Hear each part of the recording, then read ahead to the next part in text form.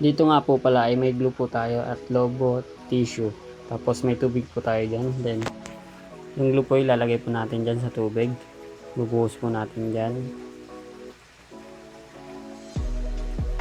Nilalagay ko. Tapos, haluin pa po natin yan.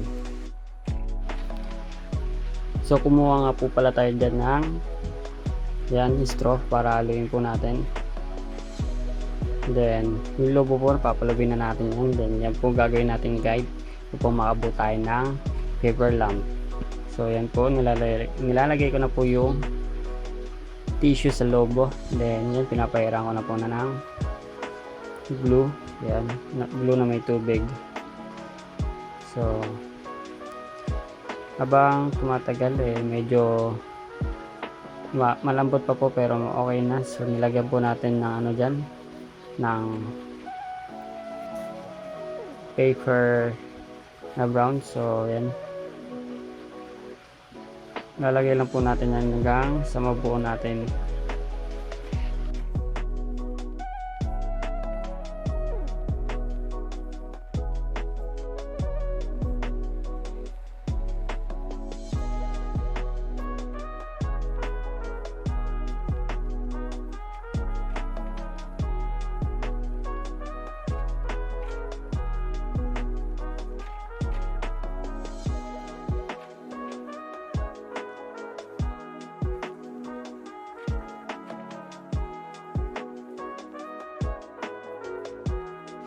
So, dito pinupuno na natin ng paper na browns.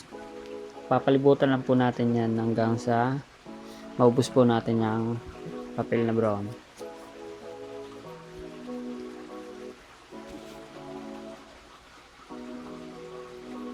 Tapos, ang sunod po nyan is papatungan po ulit natin ng tissue upang mas matibay pa. So, ayan, nilalagyan na po natin. Lalagyan po natin yan, tatakpan po lahat natin yung kulay brown na yan. Para mas matibay, sakali pag natumuyo. Yan, nilalagyan po natin.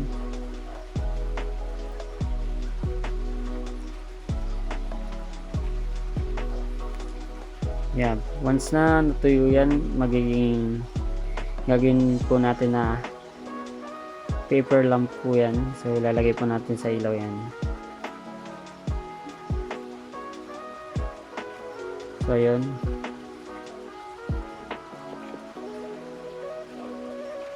Yan na po. Tinatabunan po natin yan ulit. Para mas makapal pa.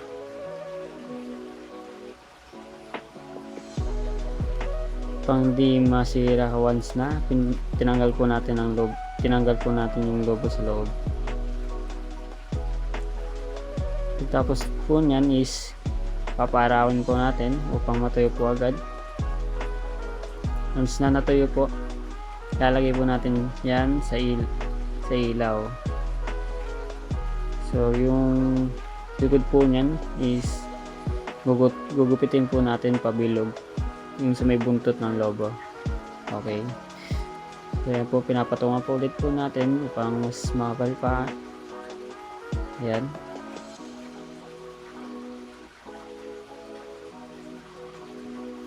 Para mas maging matibay. So, ayan. Pagtapos po nyan is sasampay po natin yan. So, papaarawan po natin yan. Ito. Yan, pinapapilat po natin. So, yan.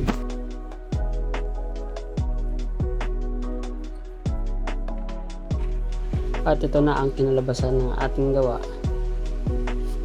na paper lamp.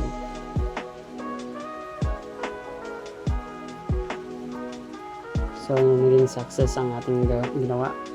Salamat.